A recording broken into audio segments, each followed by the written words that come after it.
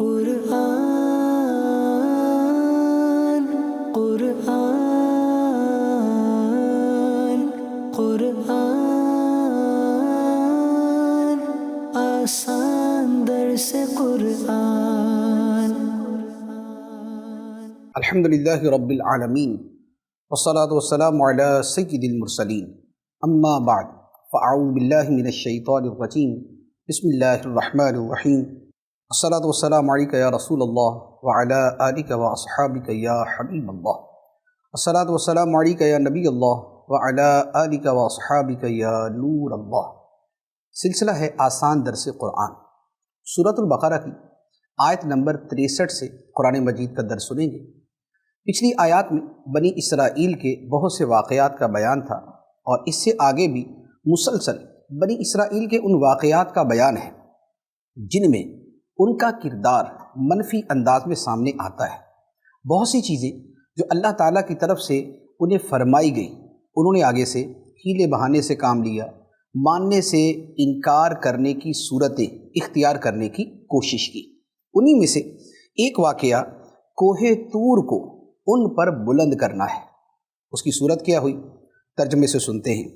ارشاد فرمایا، بسم اللہ الرحمن الرحیم، وَإِذْ أَخَذْنَا مِيثَاقَكُمْ وَرَفَعْنَا فَوْقَكُمُ الطُّورَ خُذُوا مَا آتَيْنَاكُمْ بِقُوَّةٍ وَاذْكُرُوا مَا فِيهِ لَعَلَّكُمْ تَتَّقُونَ ثُمَّ تَوَلَّيْتُمْ مِنْ بَعْدِ ذَلِكَ فَلَوْلَا فَضْلُ اللَّهِ عَلَيْكُمْ وَرَحْمَتُهُ لَكُنْتُمْ مِنَ الْخَاسِرِينَ۔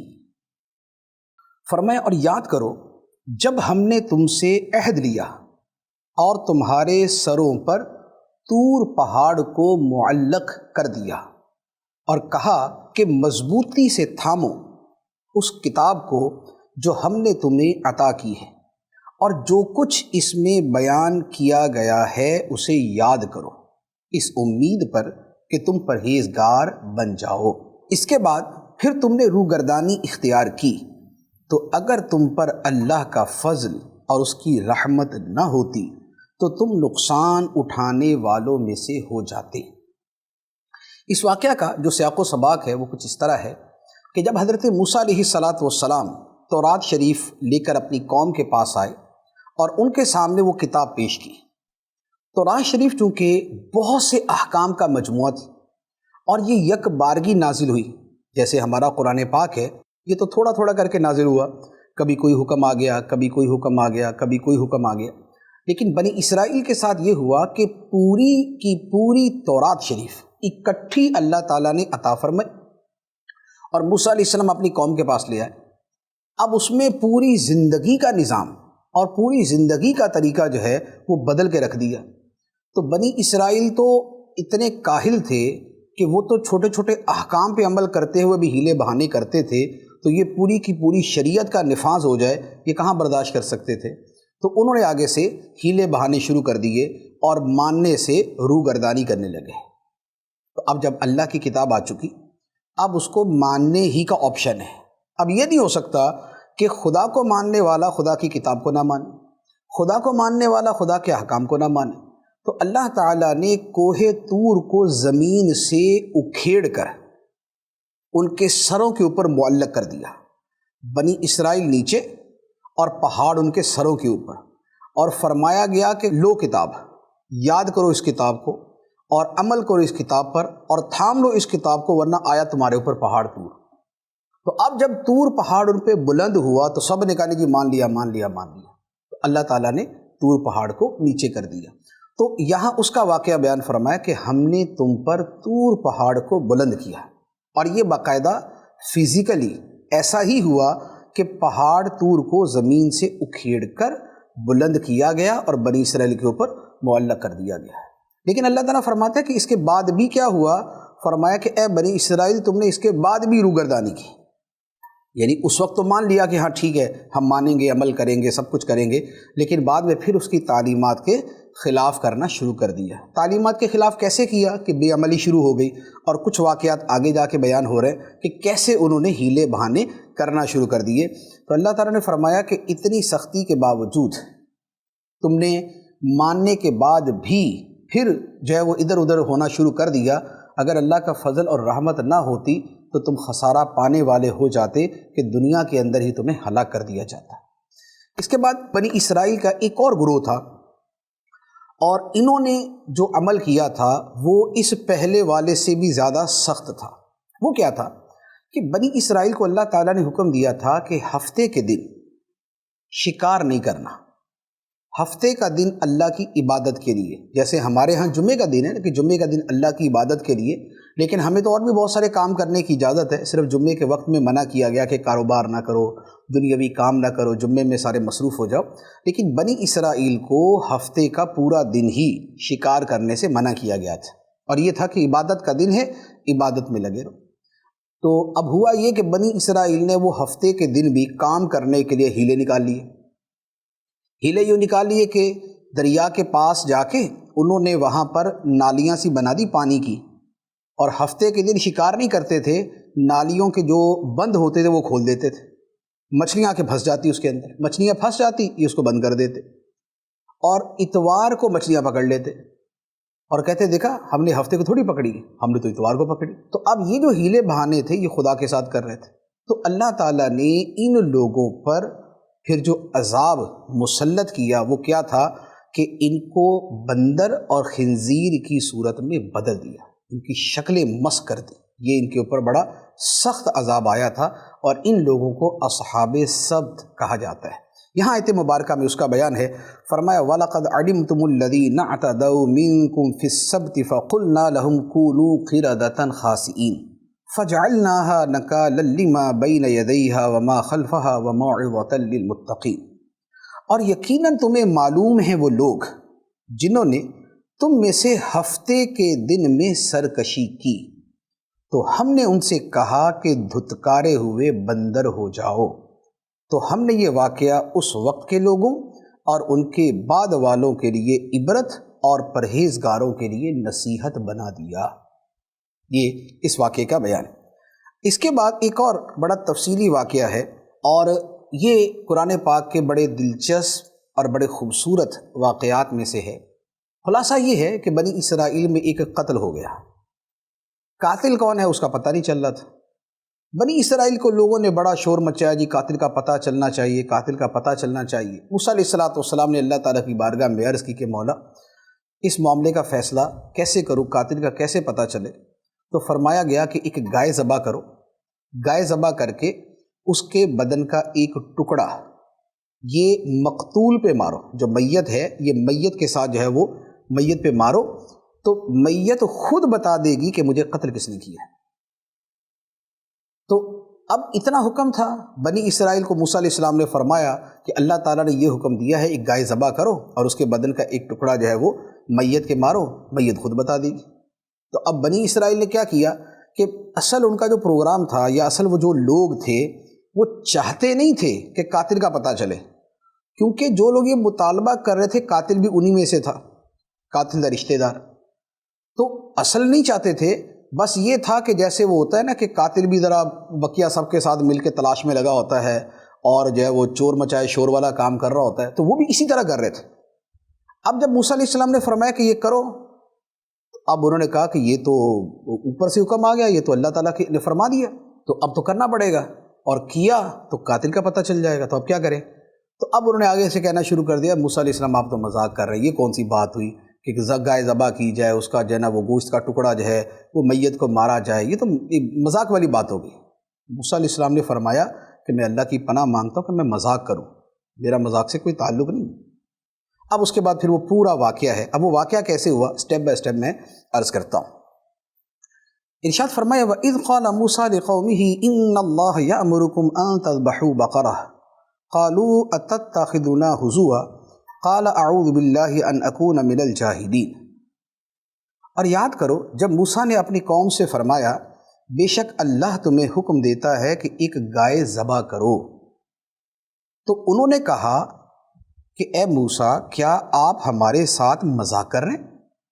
موسیٰ نے فرمایا میں اللہ کی پناہ مانگتا ہوں کہ میں جاہلوں میں سے ہو جاؤں، اس طرح کے مستی مذاق کرنا یہ جاہلوں کا کام ہے۔ تو فرمایا کہ میں اللہ کی پناہ مانگتا ہوں کہ میں جاہلوں میں سے ہو جاؤں۔ اب کیا ہوا؟ اللہ تعالیٰ فرماتا ہے قَالُوا ادْعُ لَنَا رَبَّكَ يُبَيِّنْ لَنَا مَا هِيَ قال انه يقول انها بقرة لا فارض ولا بكر عوان بين ذلك ففعلوا ما تؤمرون۔ لوگوں نے کہا کہ اے موسیٰ، آپ اپنے رب سے دعا کیجئے کہ وہ ہمیں بتا دے کہ وہ گائے کیسی ہے۔ موسیٰ نے فرمایا کہ اللہ فرماتا ہے کہ وہ ایسی گائے ہے جو نہ بوڑھی ہے اور نہ بالکل کم عمر، بلکہ ان دونوں کے درمیان ہو، تو وہ کرو جس کا تمہیں حکم دیا جا رہا ہے۔ یہ ہے بنی اسرائیل کی ہیلے بہانوں کی ترتیب کہ پہلے تو موسیٰ علیہ السلام نے فرمایا کہ گائے ذبح کرو۔ اچھا، اب یہ عمل کر لیتے، کوئی بھی گائے پکڑ کے اگر ذبح کر لیتے ان کا مسئلہ حل ہو جاتا، لیکن انہوں نے کہا کہ نہیں وہ ذرا کوئی اسپیشل قسم کی گائے ہوگی نا کہ جس کے ساتھ اتنا بڑا کام ہونا ہے، تو آپ اللہ تعالیٰ سے پوچھ کے بتائیں کیسی گائے ہونی چاہیے۔ تو موسیٰ علیہ السلام نے پھر پوچھ کے بتا دیا کہ بھی گائے ایسی ہو جو نہ تو بوڑھی ہو نہ بالکل بچی ہو، بلکہ درمیانی عمر کی ہونی چاہیے، اور پھر فرمایا کر لو جس کا کہا جا رہا ہے۔ لیکن چونکہ وہی بنی اسرائیل کا تھا نہیں ارادہ، اب انہوں نے کیا کہا؟ اللہ تعالیٰ فرماتا ہے قالوا ادع لنا ربک یبین لنا ما لونها قال انه یقول انها بقرۃ صفراء فاقع لونها تسر الناظرین۔ انہوں نے کہا آپ اپنے رب سے دعا کیجئے کہ وہ ہمیں بتا دے اس گائے کا رنگ کیا ہو۔ موسیٰ علیہ السلام نے فرمایا کہ اللہ فرماتا ہے کہ وہ پیلے رنگ کی گائے ہو جس کا رنگ بہت گہرا ہے، وہ گائے دیکھنے والوں کو خوشی دیتی ہے۔ تو اب یہ بڑا واضح ہو گیا کہ موسیٰ علیہ السلام نے رنگ بھی بتا دیا، پیلے رنگ کی گائے ہونی چاہیے، لیکن اب قوم نے پھر وہی آگے سے بات شروع کر دی۔ کیا کہا؟ قالوا ادع لنا ربک یبین لنا ما ہی ان البقرۃ تشابہ علینا وانا ان شاء اللہ لمہتدون۔ لوگوں نے کہا اے موسیٰ، آپ اپنے رب سے دعا کیجئے کہ ہمارے لیے واضح طور پر بیان کر دے کہ وہ گائے کیسی ہے، کیونکہ بے شک گائے ہم پر مشتبہ ہو گئی ہے، اور اگر اللہ چاہے گا تو یقیناً ہم راہ پا لیں گے۔ یعنی تیسری مرتبہ بھی کہنے لگے کہ موسیٰ علیہ السلام سمجھ نہیں آئی پوری طرح نا، تھوڑا سا اور کلیئرٹی ہونی چاہیے۔ حالانکہ وہ پیلے رنگ کی کوئی بھی گائے پکڑ کے کر دیتے تو مسئلہ حل ہو جاتا، لیکن کہا نہیں وہ اصل میں ابھی بھی تھوڑا سا شبہ سا ہے، پتہ نہیں چلا کون سی گائے، تو آپ ذرا وہ بتائیے۔ اب موسیٰ علیہ السلام نے پھر اللہ تعالیٰ سے پوچھ کے بتا دیا۔ فرمایا قال انہ یقول انہا بقرۃ لا ذلول تثیر الارض ولا تسقی الحرث مسلمۃ لا شیۃ فیہا قالوا الآن جئت بالحق فذبحوها وما كادوا يفعلون وإذ قتلتم نفسا فادارأتم فيها واللہ مخرج ما كنتم تکتمون۔ موسیٰ نے فرمایا کہ اللہ فرماتا ہے کہ وہ ایسی گائے ہو جس سے یہ خدمت نہ لی جاتی ہو کہ وہ زمین میں ہل چلائے اور نہ وہ کھیتی کو پانی دیتی ہو، بالکل بے عیب ہو، اس میں کوئی داغ نہ ہو۔ یہ سن کر لوگوں نے کہا کہ اب آپ بالکل صحیح بات لائے ہیں۔ پھر انہوں نے گائے کو ذبح کیا، حالانکہ وہ ذبح کرتے معلوم نہ ہوتے تھے۔ اور یاد کرو، جب تم نے ایک شخص کو قتل کر دیا پھر اس کا الزام کسی دوسرے پر ڈالنے لگے، حالانکہ اللہ ظاہر کرنے والا تھا اس کو جسے تم چھپا رہے تھے۔ یہ اب اگلی مرتبہ میں جا کے پھر جب انہوں نے کہا نا کہ گائے مشتبہ ہو گئی ہے، تھوڑی سی اور کلیئرٹی چاہیے، تو پھر موسیٰ علیہ السلام نے بتایا کہ بھی ایسی گائے ہو جو بالکل جو ہے نہ تو جس نے زمین میں ہل چلایا ہو، نہ اس نے کھیتی کو پانی دیا ہو، اس کے پورے بدن پہ کوئی داغ نہ ہو، بالکل صحیح سالم ہونی چاہیے۔ اب کتنی چیزیں جمع ہو گئی کہ ساتھ میں پیلی بھی ہو، درمیانی عمر کی ہو، بوڑھی نہ ہو، بچی نہ ہو، جوان ہو، اور ساتھ میں جو ہے وہ اس نے کھیتی باڑی بھی نہ کی ہو، پانی بھی نہ دیا ہو، تو ایسی والی گائے چاہیے۔ تو اب جب اتنی شرطوں والی گائے تلاش کرنے نکلے، اب گائے نہ ملے، اب گائے نہ ملے کہ ایسی گائے اگر پیلی ہے تو کام والی ہے، کام والی ہے تو پیلی ہے۔ تو اب یہ والی تلاش کرنے جب نکلے تو مفسرین فرماتے ہیں کہ پھر ان کو ایک گائے ملی، اور اس گائے کا بھی قصہ بڑا خوبصورت تھا کہ وہ گائے بھی کسی نیک آدمی کی تھی، اور جب اس کی موت کا وقت آیا تو اس کا ایک یتیم بچہ تھا، بیوی تھی اور یتیم بچہ تھا، تو اس نے وہ گائے ایک جنگل میں چھوڑ دی۔ جنگل میں چھوڑ کے کہا کہ اے مولا، یہ میں گائے تیرے پاس امانت چھوڑتا ہوں، میرا جب بچہ بڑا ہوگا یہ اس کو مل جائے۔ وہ بندہ فوت ہو گیا۔ اب اس کے بعد وہ گائے جنگل میں پلتی رہی، اور ایک وقت آیا کہ جب وہ بچہ بڑا ہوا تو اس کی ماں نے اس سے کہا کہ بیٹا تمہارے باپ نے تمہارے نام پہ ایک گائے اللہ کے حوالے کی تھی، جاؤ جا کے جنگل میں آواز دو، اللہ تعالیٰ تمہیں وہ گائے عطا فرما دے گا۔ بچے نے جا کے جنگل میں آواز دی، اللہ تعالیٰ نے گائے بھیج دی، وہ گائے پکڑی گھر پہ لے آئے۔ اب وہ گائے 100% یہ والی تھی، نہ کھیتی باڑی کی اس نے کبھی پانی وغیرہ کھیت کو دیا، نہ اس میں کوئی داغ تھا، پیلے رنگ کی تھی، خوبصورت تھی، صحیح سلامت تھی۔ اب کیا ہوا کہ اب ایک فرشتہ آیا، فرشتے نے آ کے کہا کہ یہ گائے مجھے بیچ دو۔ تو اس بچے نے کہا کہ میں اپنی ماں سے پوچھ کے بیچوں گا۔ تو فرشتے نے کہا کہ نہیں، ماں سے پوچھے بغیر بیچو، قیمت میں ڈبل کر دیتا ہوں۔ اس نے کہا نہیں، ایسا نہیں ہو سکتا، میں ماں سے پوچھے بغیر نہیں بیچوں گا، کیونکہ ماں نے کہا ہوا تھا بیٹا بیچنا تو مجھ سے پوچھ کے بیچنا۔ جب اپنی ماں کے پاس گئے، ماں نے کہا ٹھیک ہے بیٹا، اس قیمت کے اتنی قیمت پہ بیچ دینا۔ 2-3 مرتبہ یہ واقعہ ہوا، فرشتہ ہر مرتبہ قیمت بڑھا دیتا، لیکن یہ کہہ دیتا کہ ماں سے نہیں پوچھنا، اور وہ بچہ سعادت مند ہمیشہ یہ جواب دیتا کہ ماں سے پوچھے بغیر نہیں بیچوں گا۔ تو جب 2-3 مرتبہ ایسا ہوا تو ماں نے کہا بیٹا مجھے لگتا ہے کہ یہ اللہ کا فرشتہ ہے کوئی، کیونکہ بار بار وہی شرط رکھ رہا ہے جو تم نے باہر صورت پوری کرنی ہے، یہ کوئی فرشتہ ہوگا، اس سے پوچھو کہ میں کیا کروں، تو مجھے مشورہ دو میں کیا کروں۔ بچے نے فرشتے سے پوچھ لیا میں کیا کروں، تو فرشتے نے جواب دیا کہ اسے اپنے پاس سنبھال کے رکھو، ابھی تمہارے پاس کچھ لوگ آئیں گے، ڈھونڈتے ڈھونڈتے اس گائے کو آئیں گے، تم ان سے یہ کہنا کہ میں یہ بیچوں گا اس قیمت پر کہ اس گائے کی جو کھال ہے اس کھال میں سونا بھر کے مجھے دیا جائے، اس کھال میں سونا بھر کے دیا جائے۔ یعنی آپ سمجھ لیں کہ وہ کتنے کے جی کی بنے گی۔ اگر مثال کے طور پہ کم سے کم بھی 100 کے جی کی گائے ہے تو 100 کے جی اس میں سونا ہونا چاہیے، اور سونا تو زیادہ آتا ہے گوشت کی بنسبت، تو شاید 200 کے جی بن جائے گا۔ اس نے کہا ٹھیک ہے۔ اب وہ گھر پہ آیا، اب بنی اسرائیل والے بھی پہنچ گئے، ان کو بھی پتہ چل گیا کہ بھی ایسی گائے فلان جگہ پہ موجود ہے۔ پہنچے، جا کے کہا جی گائے جو ہے وہ ہمیں بیچ دیں، اور روٹین کے مطابق اگر مثال کے 50,000 کی تھی تو بولا 70,000 دے دیں گے۔ 70,000 کوئی نہیں، اس کی کھال کے اندر سونا بھر کے دینا پڑے گا۔ اب وہ بڑی بارگیننگ ہوتی رہی، لیکن بالآخر بچے کی بات ماننی پڑی، اور گائے کی کھال میں سونا بھر کے اسے دینا ہوا، اور یہ اس کی قیمت مقرر ہوئی۔ تو علماء فرماتے ہیں کہ ماں کی بات ماننے کی برکت سے، نیک باپ کی برکت سے، اور ماں کی فرما برداری کی برکت سے اللہ تعالیٰ نے اس بچے کو اتنا مال عطا فرمایا۔ تو اس سے جو ہے والدین کی جو خدمت ہے اور جو ان کی اطاعت ہے اس کی برکت بھی ظاہر ہوتی ہے۔ تو اب بہرحال اب یہ گائے آ گئی، اب یہ گائے آئی تو اب اللہ تعالیٰ نے کیا فرمایا؟ فرمایا فَقُلْنَا اضْرِبُوهُ بِبَعْضِهَا كَذَلِكَ يُحْيِي اللَّهُ الْمَوْتَى وَيُرِيكُمْ آيَاتِهِ لَعَلَّكُمْ تَعْقِلُونَ۔ تو ہم نے فرمایا کہ اس مقتول کو اس گائے کا ایک ٹکڑا مارو، اسی طرح اللہ مردوں کو زندہ کرے گا اور وہ تمہیں اپنی نشانیاں دکھاتا ہے تاکہ تم سمجھ جاؤ۔ تو اب فرمایا کہ اس گائے کا ٹکڑا مارو اسے۔ تو جب گائے کا ٹکڑا مارا تو وہ مقتول زندہ ہو گیا، اور زندہ ہو کے اس نے بتایا کہ مجھے اس نے قتل کیا ہے۔ اس کا چچا زاد بھائی وغیرہ تھا، تو کہا مجھے اس نے قتل کیا ہے۔ تو پھر اسے جو ہے وہ گرفتار کر لیا گیا۔ تو اللہ تعالیٰ فرماتا ہے کہ جیسے یہاں جسٹ ایک گائے کے ٹکڑا مارنے سے خدا نے مردے کو زندہ کر دیا، ایسے ہی اللہ تعالیٰ قیامت کے دن مردوں کو زندہ کرے، کیونکہ خدا کی قدرت ہے، وہ ایک قطرے سے انسان بنا دیتا ہے، اسی کو دوبارہ مٹی میں پہنچا دیتا ہے، اور اسی کو دوبارہ قیامت کے دن زندہ کر دے گا۔ تو خدا کی جو وسیع قدرت ہے وہ ایسی ہے کہ وہ قیامت کے دن اسی طرح جو ہے وہ لوگوں کو زندہ فرمائے گا۔ اس کا ایک امر ہوگا، ایک حکم ہوگا، اور سارے مردے زندہ ہو جائیں گے۔ تو یہ سارا واقعہ ہے۔ اچھا، اس واقعے کے اندر بیسیکلی جو درس ہیں وہ 2 بڑے واضح سے درس ہیں۔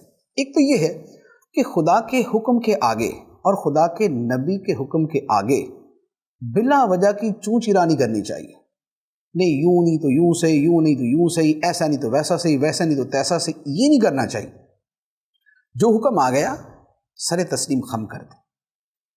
انبیاء علیہ السلام جب ظاہری حیات کے ساتھ موجود ہیں تب تو اس لیے سوال جواب زیادہ نہ کیے جائیں کہ کہیں اس میں شرائط بڑھ نہ جائیں، اور انبیاء علیہ السلام کے بعد جیسے اب اگر بات کی جائے کہ نبی پاک علیہ السلام کی ظاہری حیات مبارکہ کے بعد اب شریعت کے احکام پہ چونچرا اس لیے نہ کی جائے کہ حکم تو نہیں بدلے گا، حکم کا معاملہ تو ختم ہو گیا، ختم نبوت ہوئی اور معاملہ ختم ہو گیا، نیا حکم نہیں آئے گا، لیکن پھر اللہ تعالیٰ کی طرف سے جو اس کام میں مدد ہوتی ہے پھر وہ رک جاتی ہے۔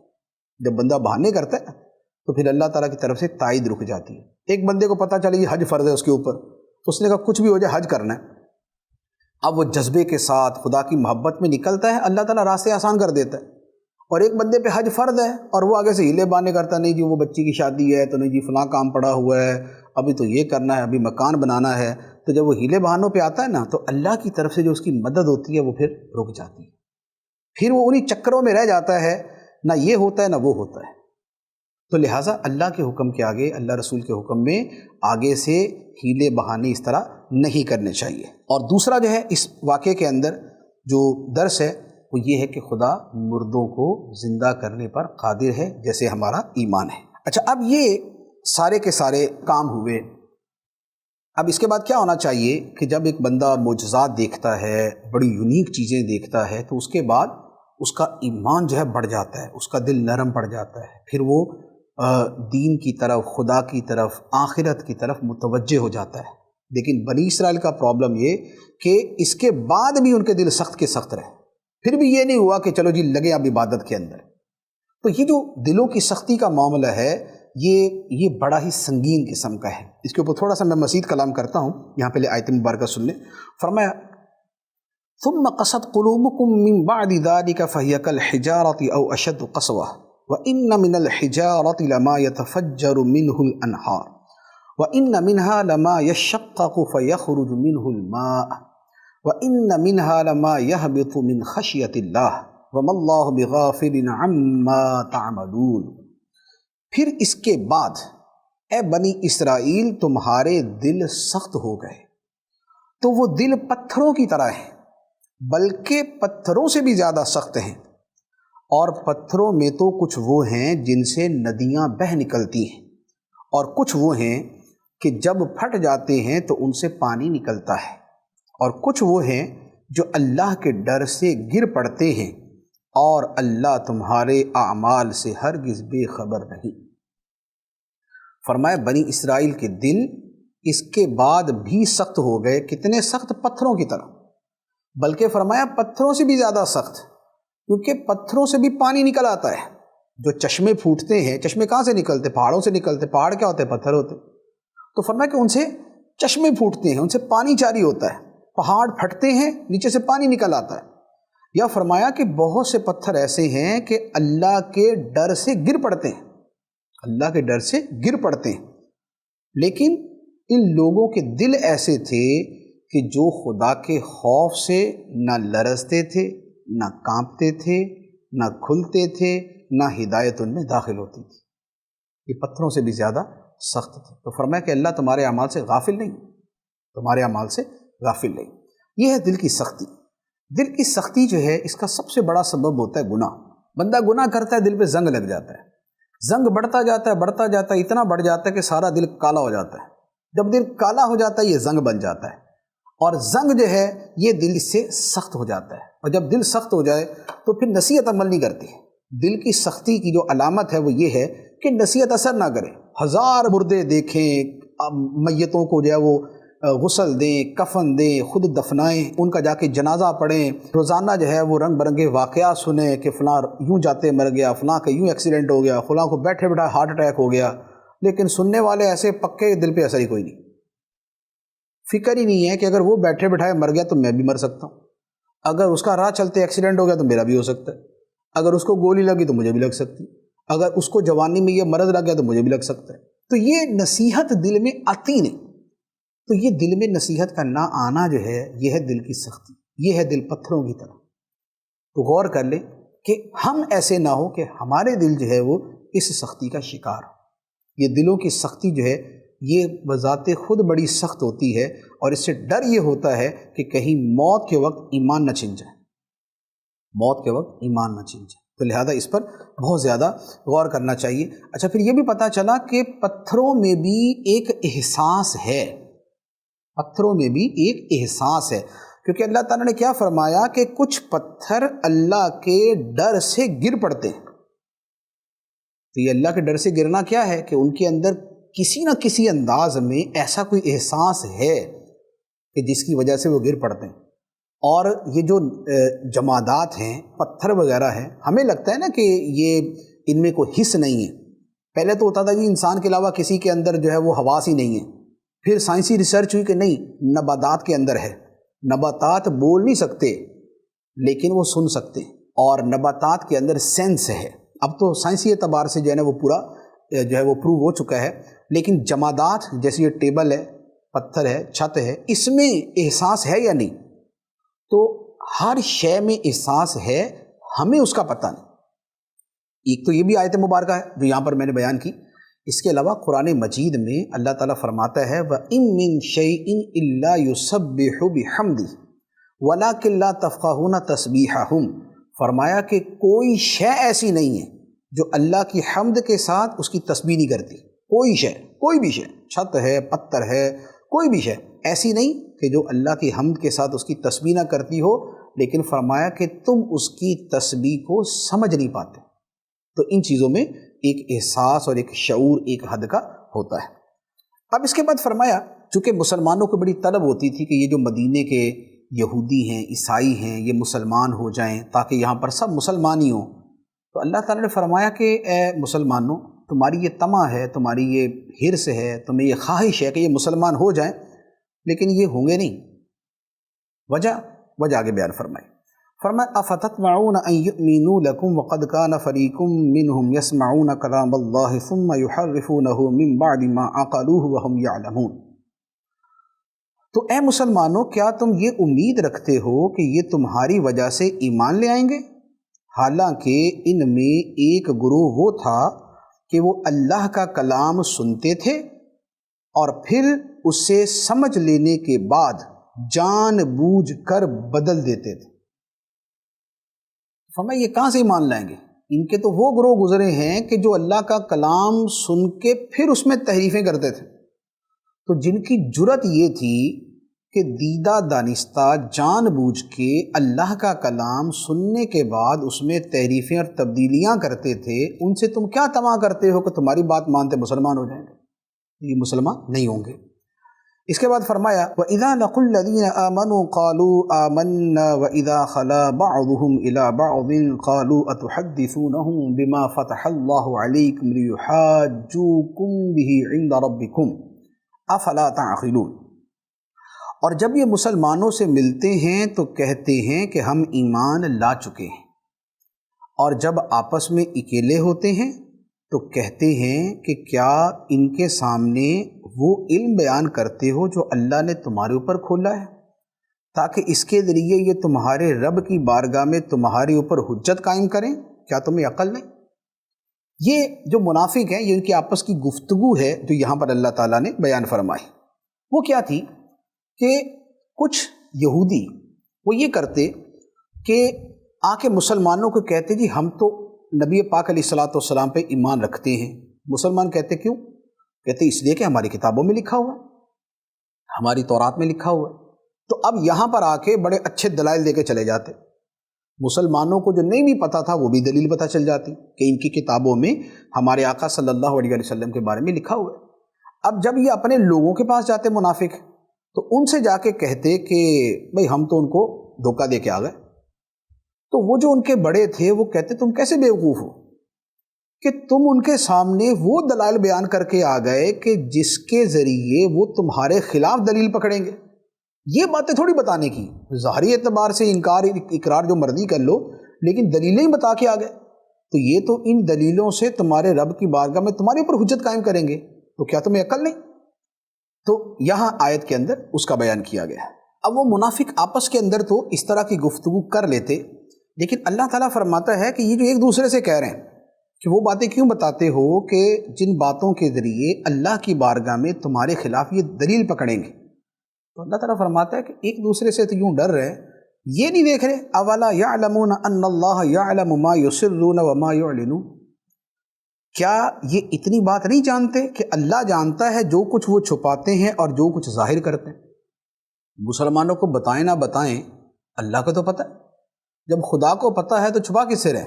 فائدہ کیا ہوگا؟ اب اس کے بعد بنی اسرائیل کی ایک اور گروہ کا تذکرہ ہے۔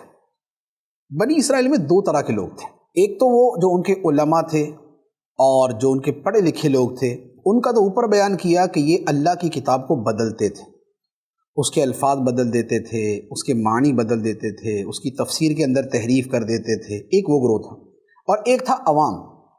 عوام کا کام کیا ہوتا ہے؟ عوام میں عام طور پہ یہ ہوتا ہے کہ پڑھے لکھے تو ہوتے نہیں ہیں، بس اپنی طرف سے تمنائیں پال کے بیٹھے ہوتے ہیں، اپنی خواہشات ہوتی جی ہمیں تو کچھ ہونا ہی نہیں، ہم تو پکے جنتی، ہم نے تو جنت میں ہی جانا ہے.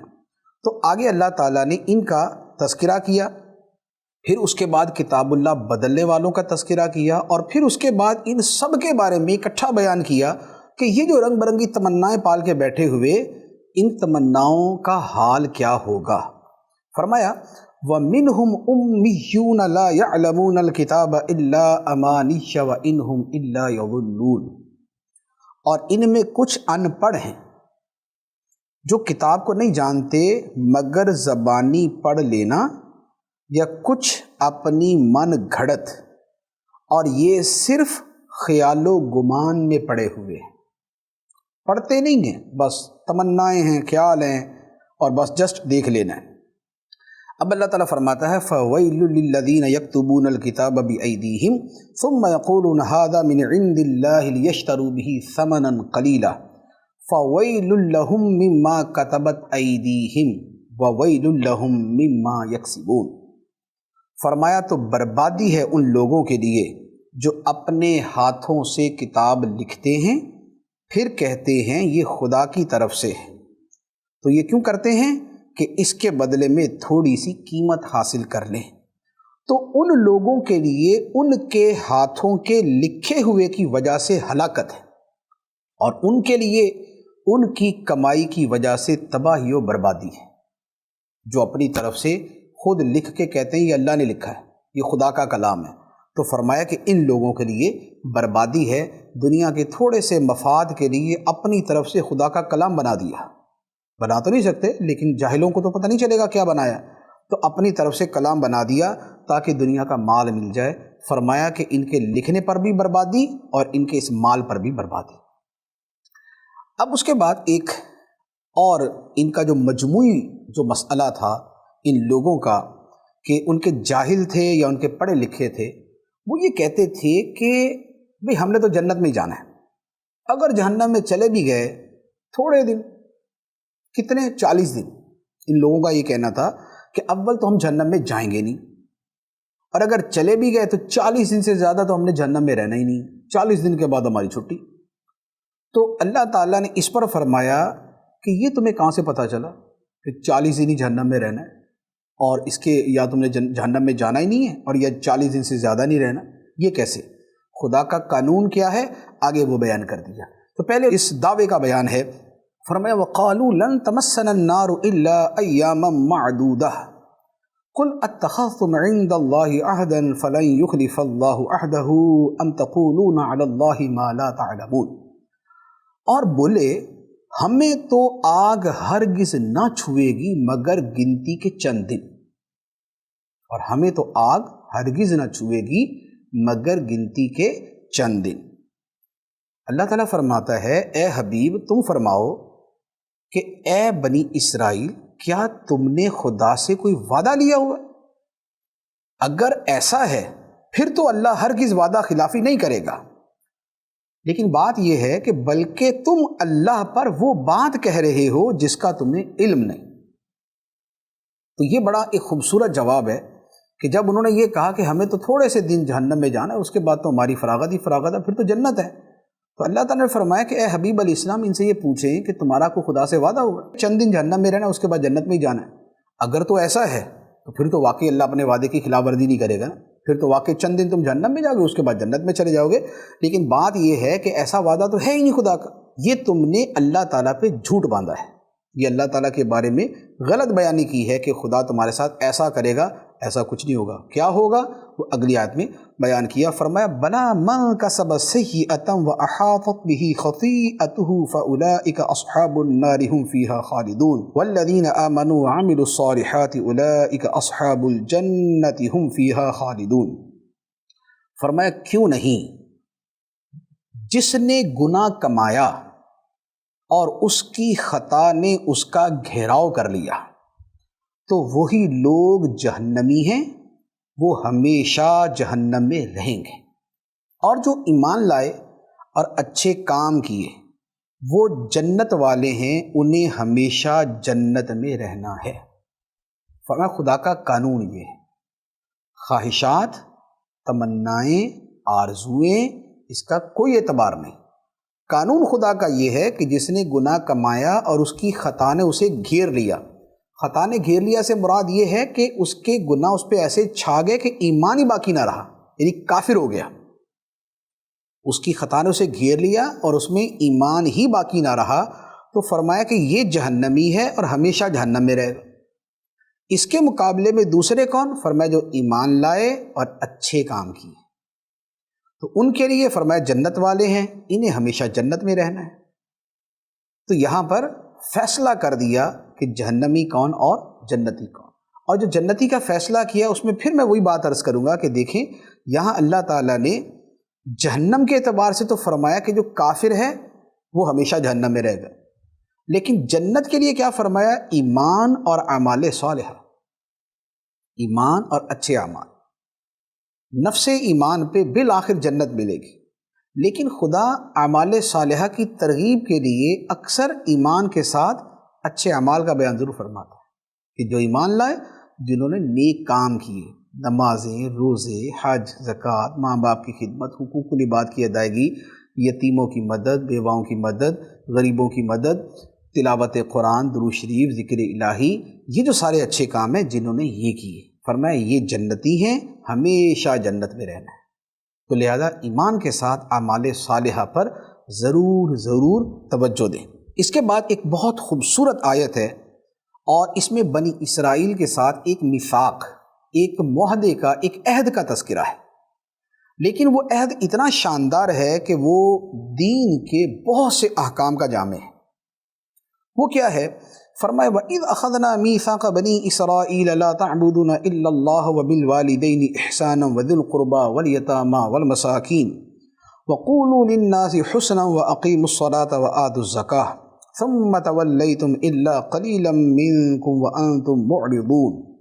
اور یاد کرو جب ہم نے بنی اسرائیل سے عہد لیا کہ اللہ کے سوا کسی کی عبادت نہ کرو، اور ماں باپ کے ساتھ بھلائی کرو، اور رشتہ داروں اور یتیموں اور مسکینوں کے ساتھ اچھا سلوک کرو، اور لوگوں سے اچھی بات کہو، اور نماز قائم رکھو اور زکوٰۃ دو، لیکن پھر تم میں سے چند آدمیوں کے علاوہ سب پھر گئے، اور تم ویسے ہی اللہ کے احکام سے منہ موڑنے والے ہو۔ یہ تھا بنی اسرائیل سے وعدہ یہ تھا کہ تم یہ کرو میں تمہیں جنت دوں گا، تم یہ کرو میں تمہیں جنت دوں گا۔ کیا کرو؟ اللہ کی عبادت، ماں باپ کی خدمت، رشتہ داروں کے ساتھ اچھا سلوک، یتیموں کے اوپر پیار، شفقت، مسکینوں کی مدد، اور لوگوں سے اچھی بات کہو، گالی نہ دو، غیبت نہ کرو، چغلی نہ کھاؤ، جھوٹ نہ بولو، اچھی بات کرو لوگوں سے، نماز قائم کرو، زکوٰۃ دو۔ تو یہ ہے اعمال کی لسٹ۔ فرمایا یہ کرو تو میں تمہیں جنت دوں گا، لیکن بنی اسرائیل نے وہی کیا، فرمایا کہ تم میں سے تھوڑے لوگوں کے علاوہ سب پھر گئے، اس پر عمل نہیں کیا۔ جیسے یہ احکام ان کے لیے ہیں ایسے ہمارے لیے بھی، اللہ کی عبادت، ماں باپ کی خدمت، رشتہ داروں سے حسن سلوک، یتیموں کی مدد، مسکینوں کی مدد، اچھی بات کہنا، نماز قائم رکھنا، زکوٰۃ دینا، یہ سارے کے سارے احکام خدا نے ہمیں بھی دیے ہوئے ہیں۔ تو ہمیں ذرا اپنے گریبان دیکھ لینا چاہیے کہ ہم کہاں پر کھڑے، کیا ہماری زندگی کے اندر یہ اعمال شامل ہیں یا نہیں ہیں تو ضرور شامل ہونے چاہیے، شامل ہیں تو مرحبا۔ اللہ تعالی ہمیں عمل کی توفیق عطا فرمائے، آمین بجاہ النبی الامین صلی اللہ علیہ وسلم۔ قرآن